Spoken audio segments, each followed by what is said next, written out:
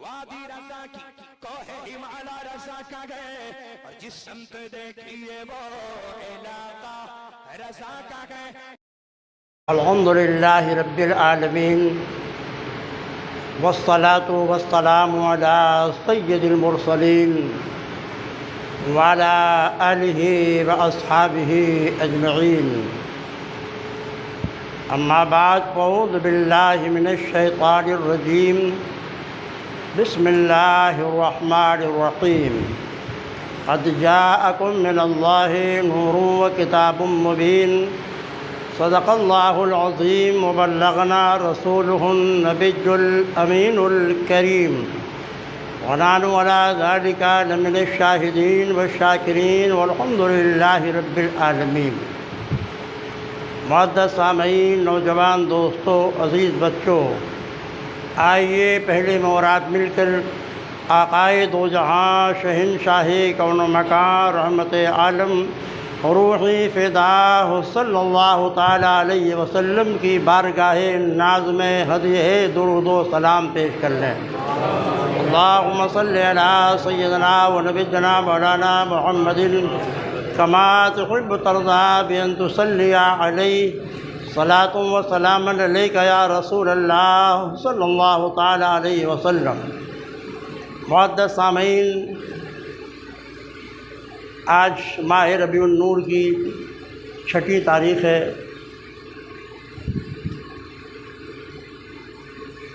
امام النبیین سید المرسلین رحمۃ للعالمین صلی اللہ علیہ وسلم کی ولادت طیبہ کا مہینہ ہے.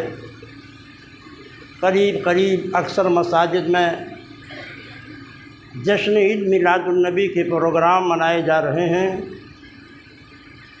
مختلف جلسے منعقد کیے جا رہے ہیں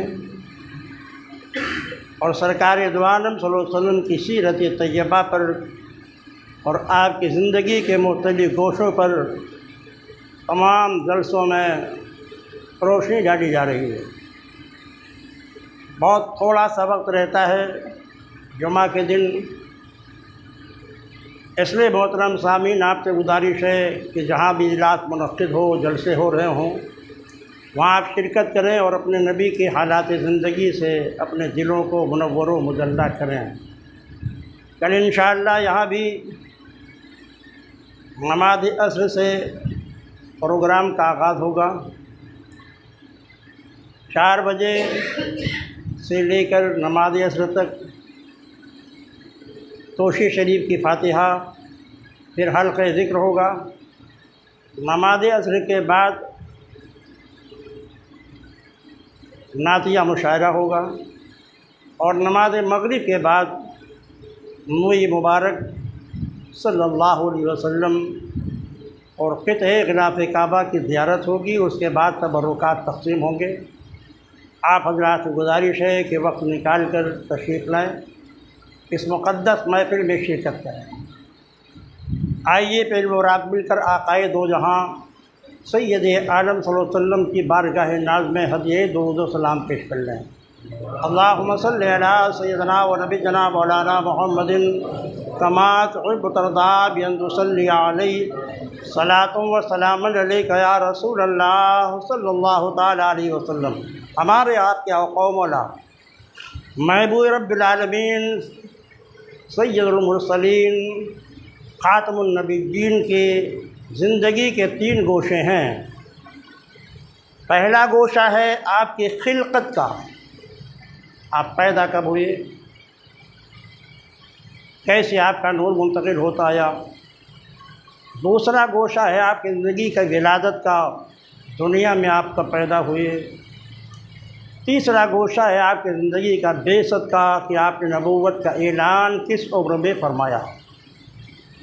یہ 3 گوشے ہیں نبوی زندگی کے: خلقت محمدی، ولادت محمدی اور بعثت محمدی. ظاہر اس میں ہر گوشہ اتنا طویل ہے کہ اس کو بیان کرنے کے لیے گھنٹوں وقت چاہیے. اس لیے وقت کی کمی کی وجہ سے صرف اس جمعہ میں اور آئندہ جمعہ میں سرکار دو عالم صلی اللہ علیہ وسلم کی ولادت سے متعلق گفتگو ہوگی. معزز سامعین، اس نور کو جسے اللہ نے کائنات میں سب سے پہلے پیدا کیا، زمین، آسمان، چاند و سورج، لوح و قلم، عرش و کرسی، جنت و جہنم، حور و غلمان،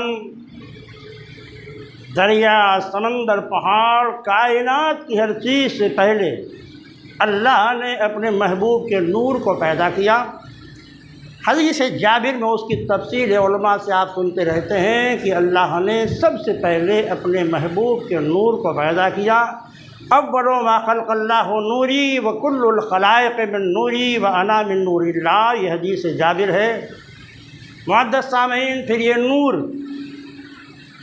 ہزاروں سال تک اللہ کی بارگاہ میں سجدہ ریز رہا۔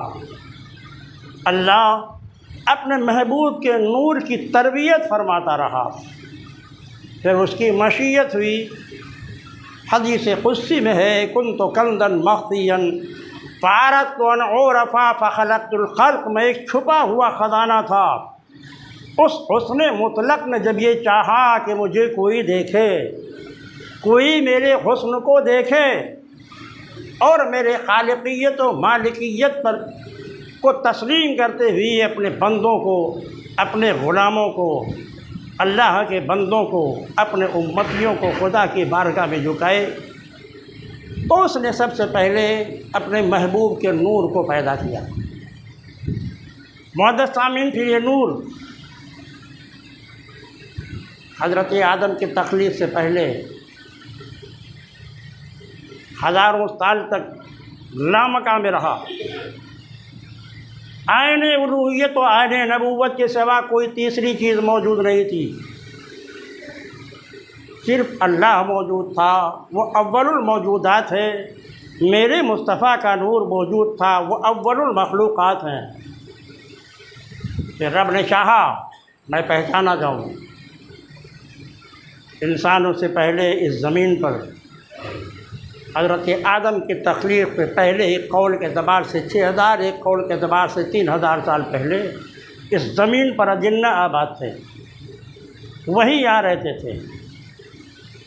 لیکن انہوں نے جب اللہ کی سرکشی حد سے زیادہ کی تو پروردگار عالم نے حضرت جبریل کو بھیجا فرشتوں کی جماعت کے ساتھ، اور ان سے کچھ کو قتل کیا، کچھ کو جزیروں، پہاڑوں، سمندروں کے میں ڈھکیل دیا، زمین کو خالی کرایا۔ پھر اللہ نے اپنے خلیفہ سیدنا آدم علیہ السلام کی تخلیق فرمائی۔ ایک لمبی بحث ہے، کیسے تخلیق ہوئی، کیا ہوئی۔ بہرحال حضرت آدم علیہ السلام کی تخلیق کے بعد اب سنیے حضرت عبداللہ بن عباس کی روایت۔ سیدنا عبداللہ بن عباس بزم صحابہ میں، صحابہ کی انجمن میں شمع نبوت صحابہ کو روشنی دے رہا تھا۔ عبداللہ بن عباس کھڑے ہوئے، عرض کیا یا رسول اللہ، ایک بات پوچھنا چاہتا ہوں۔ فرمایا پوچھو۔ کیا سرکار یہ بتائیے، جب حضرت آدم جنت میں تھے تو آپ کا نور کہاں تھا؟ فرمایا جنت میں آدم کے پشت میں میرا نور موجود تھا۔ عرض کیا جب حضرت آدم و حوا زمین پر اتارے گئے تو آپ کا نور کہاں تھا؟ ارشاد فرمایا کہ حضرت آدم کے پشت میں میرا نور زمین پر موجود تھا۔ پھر انہوں نے عرض کیا حضور اس کے بعد؟ فرمایا اس کے بعد میرا نور حضرت آدم کے صاحبزادے حضرت شیش کے پشت میں منتقل ہوا۔ پھر ان کے بعد حضرت ادریس علیہ السلام کے پشت میں یہ نور منتقل ہوا۔ انہوں نے عرض کیا حضور جب حضرت نوح علیہ السلام کشتی پر سوار تھے اس وقت آپ کا نور کہاں تھا؟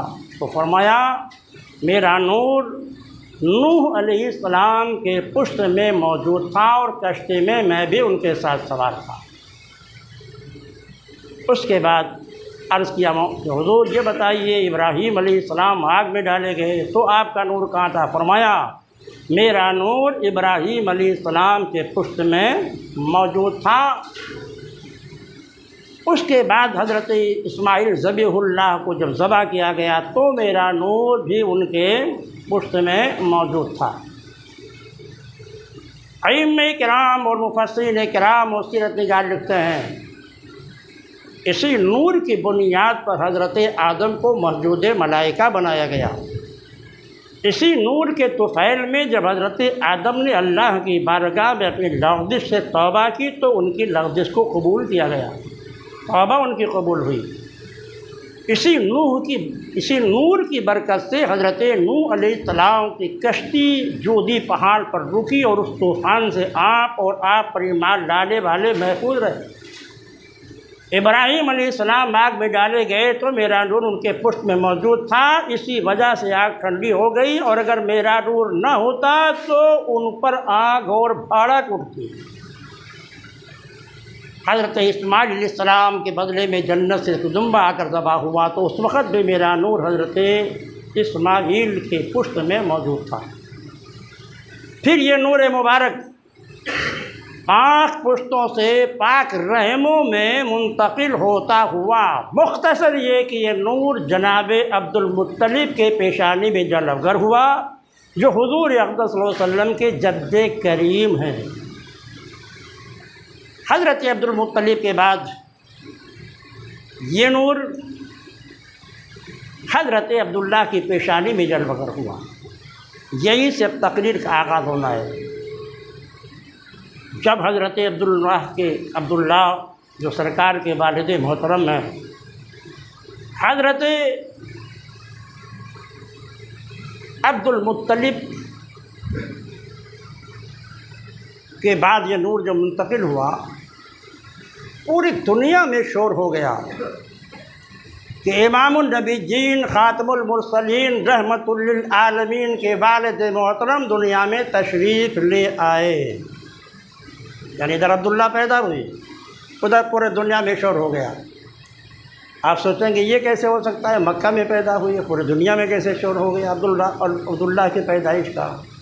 تمام آسمانی کتابوں میں، صحائف آسمانی میں، تورات میں، انجیل میں، زبور میں، تمام آسمانی کتابوں میں یہ بات موجود تھی کہ جب سردار مکہ عبد المطلب کے گھر میں عبداللہ نام کا بیٹا پیدا ہوگا تو سمجھ لو امام النبیین کے ظہور کا زمانہ بالکل قریب آ گیا،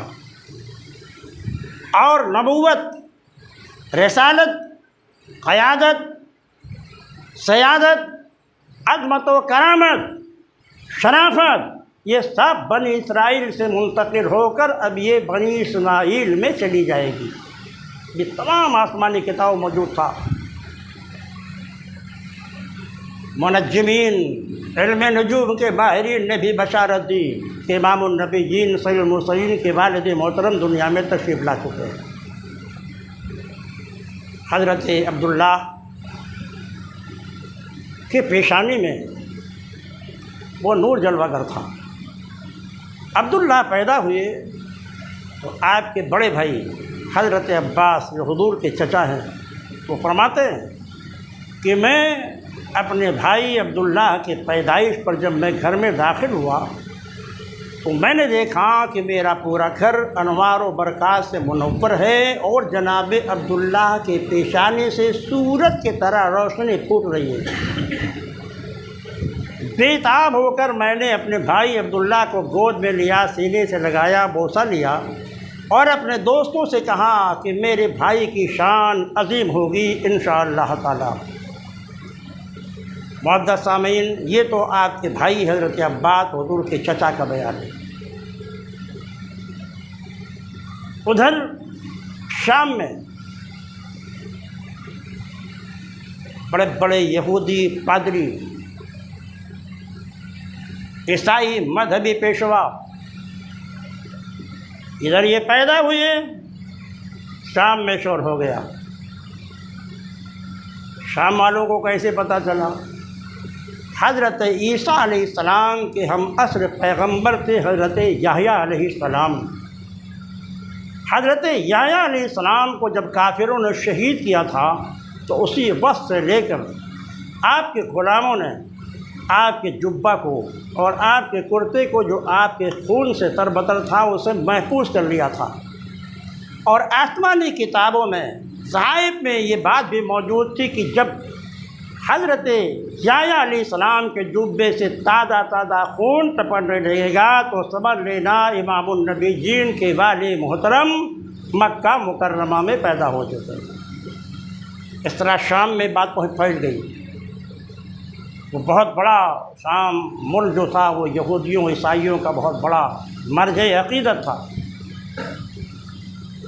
وہاں پر جب یہ شور ہو گیا کہ خون ٹپک رہا ہے، شور ہو گیا کہ امام النبیین کے والد محترم سردار مکہ عبد المطلب کے گھر میں پیدا ہو گئے، گھبرا گئے وہ، کیونکہ وہ جانتے تھے کہ جب امام النبیین کے والد دنیا میں تشریف لا چکے ہیں تو اب نبوت اور رسالت ہمارے خاندان اور ہماری نسل بنی اسرائیل سے ختم ہونے والی ہے، اور یہ ساری عظمتیں نبوت کی ہو یا رسالت کی ہو یا قیادت کی ہو یا سیادت کی ہو یا کرامت کی ہو، یہ سب اب خاندان بنی اسرائیل میں منتقل ہو جائے۔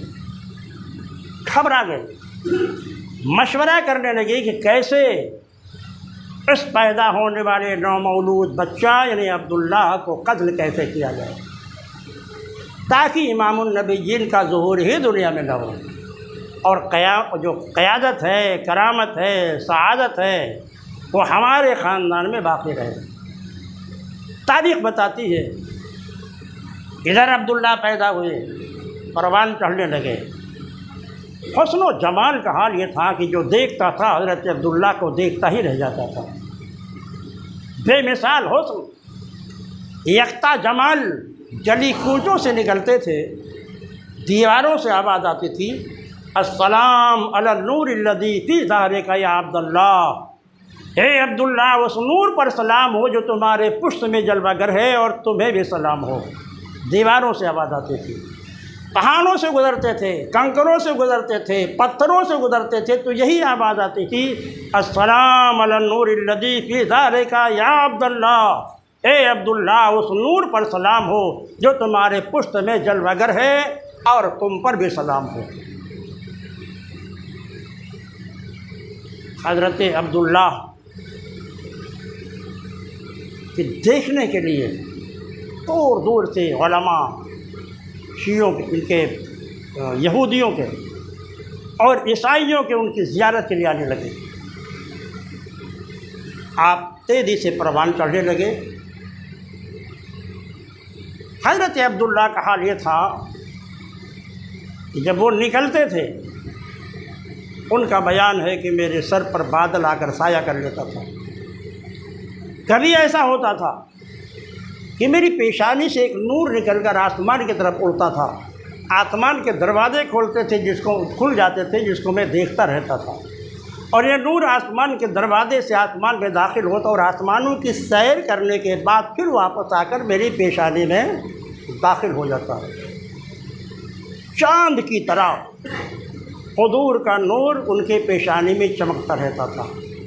حسن و جمال کو دیکھ کر بڑے بڑے روسا قبائل کے سردار اصحاب ثروت یہ چاہتے تھے کہ کاش میری بیٹی عبداللہ کے نکاح میں چلی جائے تاکہ یہ شرف ہمیں مل جائے۔ بڑی خواہش کا اظہار کیا سرداروں نے، روسا نے، صاحب ثروت لوگوں نے۔ محترم سامعین، حضرت عبداللہ جوان ہوئے۔ آپ جہاں شریف النفس، پارسا، نیک سیرت، حسن و جمال کے مالک تھے، وہیں بہت بڑے مشہور تیر انداز شہسوار بھی تھے، بڑے بہادر، بڑے شجاع۔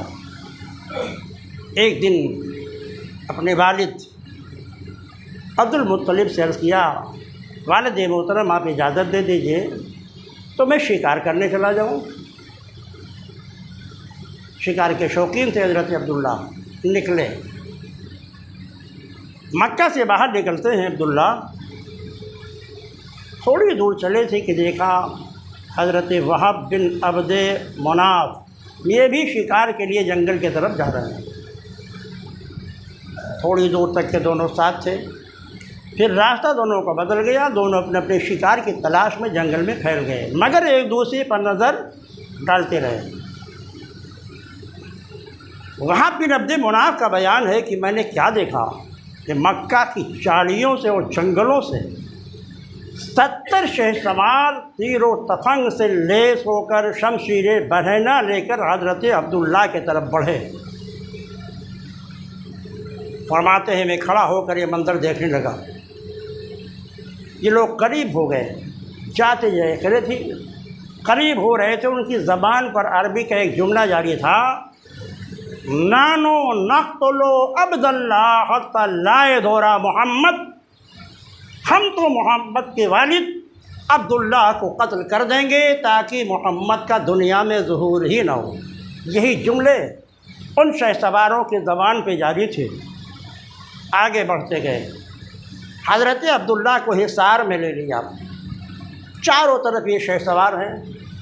وہاب بن عبد مناف بیان کرتے ہیں کہ میں نے یہ سوچ لیا کہ آج عبداللہ کا بچنا بہت مشکل ہے، کیونکہ وہ تنہا ہیں، ایک طرف 70 شہسوار تلواروں سے لیس شمشیر زن ہیں۔ فرماتے ہیں کہ مجھے رحم آیا، میں نے سوچا لاؤ دوڑ کر کے عبداللہ کی مدد کریں۔ جیسے میں نے دوڑنے کا ارادہ کیا، زمین نے میرے قدموں کو پکڑ لیا۔ میں نے سوچا لاؤ پتھر اٹھائیں اور لشکر پہ مارے تاکہ ان کو احساس ہو کہ عبداللہ تنہا نہیں ہے۔ وہاب کا بیان ہے جس پتھر کو ہم اٹھانے کے لیے ہاتھ بڑھاتے وہ پتھر زمین میں دھس جاتا تھا۔ پھر میں نے سوچا لاؤ آواز دے یہاں سے، عبداللہ ہم تمہاری مدد کے لیے آ رہے ہیں، گھبراؤ نہیں۔ تو فرماتے ہیں لیکن ایسا لگتا تھا جیسے کسی نے میرے گلے کو دبا دیا ہو اور آواز میری بند ہو گئی۔ معزز سامعین، سیرت نگار لکھتے ہیں اگر یہ وہاب بن عبد مناف حضرت عبداللہ کی مدد کے لیے پہنچ گئے ہوتے، اللہ کی مشیت اس میں پوشیدہ تھی، تو کل یہ کہہ سکتے تھے عبداللہ تم تو قتل ہو جاتے، ارے تم کو بچایا ہم نے۔ احسان جتاتے حضرت عبداللہ پر۔ رب کو یہ منظور نہیں تھا کہ میرے محبوب پر دنیا میں کسی کا احسان ہو، اس لیے وہ خود محسن انسانیت بن کر دنیا میں تشریف لائے گا، اس لیے زمین نے بھی پکڑ لیا، پتھر نے بھی ساتھ چھوڑ دیا، ان کی آواز نے بھی ساتھ چھوڑ دیا، کیونکہ میں اپنے محبوب کو بچانے والا ہوں۔ میں محبوب کا محسن ہوں اور محبوب پوری کائنات کے محسن ہیں۔ فرماتے ہیں وہاب بن مناف، میں نے کیا دیکھا، وہ سارے شہسوار نے گھیر لیا حضرت عبداللہ کے بالکل قریب آ کر۔ کہا کیا تمہارا نام عبداللہ ہے؟ کہا ہاں میں ہوں عبداللہ ابن عبد المطلب، سردار مکہ عبد المطلب کا بیٹا میں ہوں، میرا نام عبداللہ ہے، بولو کس لیے آئے ہو، کیا چاہتے ہو؟ کہا تو قتل ہونے کے لیے تیار ہو جاؤ۔ اب سوچئے ایک آدمی کو 70 تلوار زن شمشیر زن گھیر لیں تو اس کے خوف کا کیا عالم ہوگا، مگر نہیں، حضرت عبداللہ نے ان کو مخاطب کر کے کہا بھئی میرا قصور کیا ہے، جرم تو بتاؤ، کیوں قتل کرنے کے لیے آئے ہو مجھے؟ میرا جرم بتاؤ، میرا قصور بتاؤ، میری غلطی بتاؤ، کیا ہے جس کے بنیاد پر مجھے قتل کرنے کا؟ کوئی قصور نہیں ہے، تمہارے پشت میں امام النبیین کا نور موجود ہے، اس لیے ہم تم کو قتل کرنا چاہتے ہیں تاکہ وہ نور دنیا میں ظہور پذیر نہ ہو اور سیادت و قیادت اولاد بنی اسرائیل میں باقی رہے۔ عبداللہ مسکرانے لگے، مسکرا کے فرمایا کتنے بیوقوف ہو تم لوگ، کتنے احمق ہو تم لوگ۔ ارے بھائی انسان انسان سے لڑتا ہے، وزیر وزیر سے لڑتا ہے، شہنشاہ شہنشاہ سے لڑتا ہے، اور تم مخلوق ہو کر اپنے خالق سے جنگ کرنے چلے ہو۔ اگر تمہارے خالق و مالک نے فیصلہ کر لیا ہے کہ محبوب کو ضرور بھیجیں گے تو تم اس کے آنے کو روک لو گے؟ تو تمہاری حماقت میں مجھے ہنسی آ رہی ہے۔ لشکر نے کہا عبداللہ تقریر کرنے کا موقع نہیں ہے، قتل ہونے کے لیے تیار ہو جاؤ۔ تو فرماتے ہیں حضرت عبداللہ سنو، میں عبداللہ ہوں، عبد المطلب سردار مکہ کا بیٹا ہوں، شجاع بن شجاع ہوں، بہادر بن بہادر ہوں۔ تم یہ سمجھتے ہو بزدلی کی موت مر جاؤں گا؟ پہلے تمہیں قتل کروں گا اور قتل کرنے کے بعد ہی مروں گا۔ حضرت عبداللہ نے جب یہ جواب دیا وہاب بن عبد مناف فرماتے ہیں کہ میں یہ منظر دیکھ ہی رہا تھا، اتنے میں نے دیکھا کہ آسمان سے ایک لشکر اترتا ہے جس کی قیادت حضرت سیدنا جبریل علیہ السلام فرما رہے تھے۔ لشکر فرشتوں کا اترتے ہوئے دیکھا، ایک لمحہ نہیں لگا، ایک طرف سے ان فرشتوں نے عبداللہ کو قتل کرنے والے یہودیوں کو، نوجوانوں کو، جنہیں شام کے لوگوں نے بھیجا تھا انعام کی لالچ دے کر، سب کو ایک ہی بات دیگرے قتل کر دیا گاجر و مولی کی طرح، سب کی گردنیں کٹ گئی۔ پھر حضرت جبریل انسانی لباس میں متشکل تھے، حضرت عبداللہ کے پاس آئے اور کہا صاحبزادے آپ کے پشت میں امام النبیین کا نور ہے، سارے یہود و نصارہ آپ کے دشمن ہیں، اس لیے بہت احتیاط سے باہر نکلا کریں، اب آپ مکہ جائیے، اللہ آپ کا حامی و مددگار ہے، اللہ آپ کی حفاظت کرے دشمنوں سے۔ یہ کہہ کر فرشتے غائب ہو گئے۔ حضرت عبداللہ مکہ واپس ہوئے، ادھر حضرت وہاب بن عبد مناف اپنے گھر پہنچے تو جو منظر دیکھا تھا وہاب بن عبد مناف نے جنگل میں اپنی بیوی برہ بنت عزہ سے فرمایا، برہ عبداللہ عظیم الشان نوجوان ہے، مستقبل میں اس کی بڑی عظمتیں ہوں گی، بہت شان والا ہوگا، میری بیٹی آمنہ بہت شریف ہے، حسن و جمال کی ملکہ بھی ہے، پارسہ بھی ہے، کبھی کسی غیر محرم کو نظر اٹھا کے دیکھا نہیں، اگر تم تیار ہو جاؤ تو میں کیوں نہ عبداللہ کو اپنا داماد بنا لوں۔ برہ بنت عزہ کا جواب تھا، میں آپ کی ہوں۔ برہ فرماتے ہیں میں آپ کی ہوں، آمنہ آپ کی ہے، آپ جو فیصلہ اپنی بیٹی کے بارے میں کریں گے وہ بہتر سے بہتر فیصلہ ہوگا، میں اس بات پر تیار ہوں، اب جائیے اور پیغام دیجیے عبداللہ کو۔ بات ختم ہو گئی۔ یہ بات اپنے دماغ کے گوشے میں محفوظ کر لیں۔ اس کے بعد کیا ہوا، حضرت عبداللہ جب اپنے والد کے پاس پہنچے تو جنگل میں جو واقعہ پیش آیا تھا اس پورے واقعے کا تذکرہ انہوں نے اپنے والد حضرت عبد المطلب سے فرمایا۔ گھر میں جتنے افراد تھے یہ واقعہ سن کر کے سب حیرت و استعجاب میں ڈوب گئے، دہشت زدہ بھی ہو گئے اور آپس میں مشورہ ہونے لگا کہ کیوں نہ عبداللہ کی شادی جلد سے جلد کر دی جائے تاکہ اللہ کو مقدس پیغمبر جس کا ظہور ہونے والا ہے اس کا ظہور ہو سکے۔ تمام گھر کے لوگوں نے فرمایا جتنی جلد ممکن ہو آپ عبداللہ کی شادی فرما دیجیے۔ حضرت عبداللہ سے حضرت المطلب نے پوچھا، بیٹا اگر تمہاری شادی کر دی جائے تو شادی پہ تیار ہو؟ اب جانتے ہیں بچے جب کنوارے ہوتے ہیں تو بڑے شرمیلے ہوتے ہیں۔ باپ نے جب یہ پوچھا تو مارے شرم کہ وہ گھر سے باہر نکل گئے، کوئی جواب نہیں دیا۔ اس زمانے کے بے حیا لڑکوں کی طرح نہیں، وہ خود ہی کہتا ہے کہ میں بیگم کو پہلے دیکھ لوں گا، ان سے باتیں بھی کر لوں گا۔ یہ اسلام دیکھنے کی اجازت دیتا ہے، باتیں کرنے کی نہیں۔ باہر نکل گئے۔ اب گھر والے سوچنے لگے کہ آخر کیسے ان کی رائے معلوم کی جائے۔ تو عبد المطلب کے دماغ میں ایک بات پیدا ہوئی کہ ان کے دوست جو ان سے بڑے بے تکلف ہیں ان سے ان کی رائے معلوم کی جا سکتی ہے۔ تو دوسرے دن حضرت عبداللہ کے دوستوں کو عبد المطلب نے جمع کیا، کہا بچوں تم سے مجھے ایک بڑا ضروری کام ہے، اگر تم اس مشن میں کامیاب ہو گئے تو تم میں سے ہر شخص کو میں بطور انعام 10 دینار دوں گا۔ دینار سونے کا ہوتا ہے جس کو اشرفی بھی آپ کہہ سکتے ہیں۔ کیا حضور حکم دیجئے، سردار مکہ آپ ہمارے آقا ہیں، مکہ کے سردار ہیں، آپ کے حکم کو بجا لانے کے تیار ہیں، کیا فرماتے ہیں آپ؟ کہا بیٹا تم لوگ یہ معلوم کر کے بتا دو کہ عبداللہ شادی کرنا چاہتے ہیں کہ نہیں، اور اگر کرنا چاہتے ہیں تو کس لڑکی سے کرنا چاہتے ہیں، کس قبیلے میں کرنا چاہتے ہیں، تاکہ ان کی خواہش کے مطابق ان کی شادی کر دی جائے۔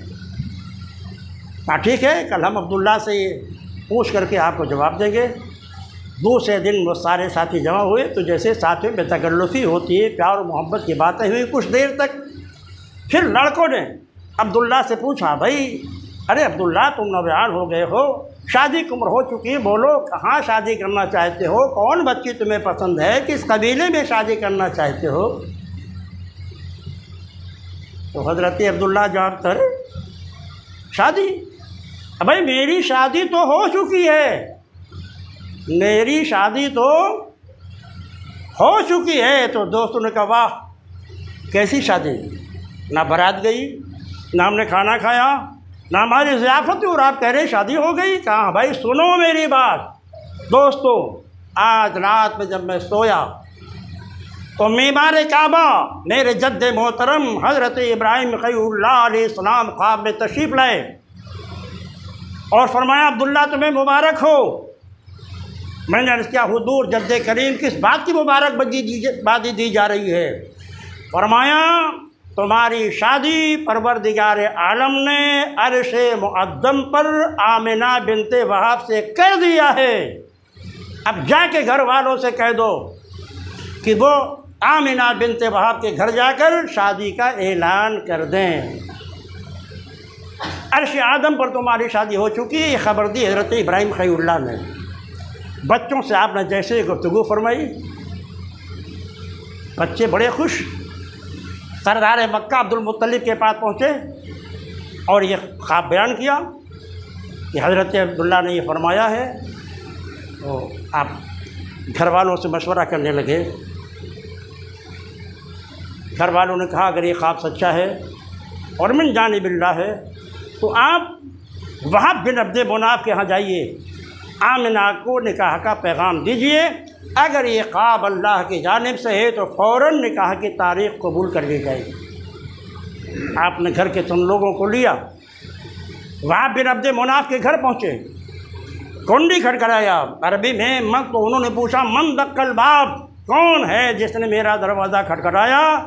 آپ نے جواب دیا نا عبد المطلب سید مکہ، میں مکہ کا سردار عبد المطلب ہوں۔ اتنا سنتے ہی حضرت وہب بن عبد مناف مرحبا مرحبا اہلاً و سہلاً کہتے ہوئے گھر کے باہر تشریف لائے اور حضرت عبد المطلب کا استقبال کر کے اندر لے گئے۔ اس دور کے مطابق پہلے ان کی ضیافت کی گئی، مہمان نوازی کی گئی۔ اسی درمیان میں حضرت عبد المطلب نے وہب بن عبد مناف سے کہا کہ میں ایک ضروری کام سے آیا ہوں اور آیا نہیں ہوں، بھیجا گیا ہوں، لہذا جواب دینے میں عجلت سے کام مت لینا۔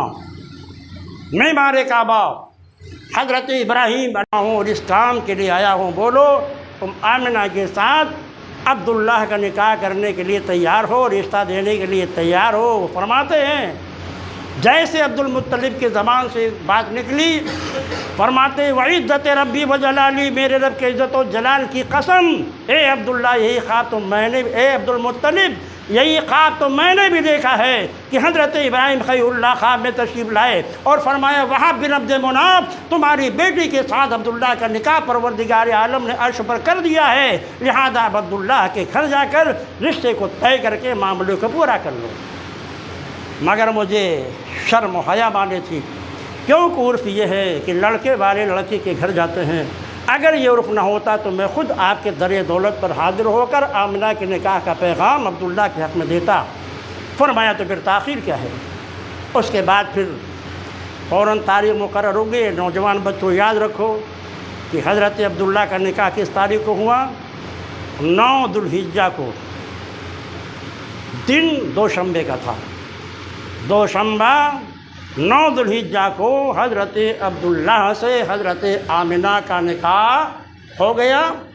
رخصتی کے بعد یہ دونوں بڑے حسن و جمال و خوبی کے ساتھ خوشی خوشی اپنی زندگی گزارنے لگے۔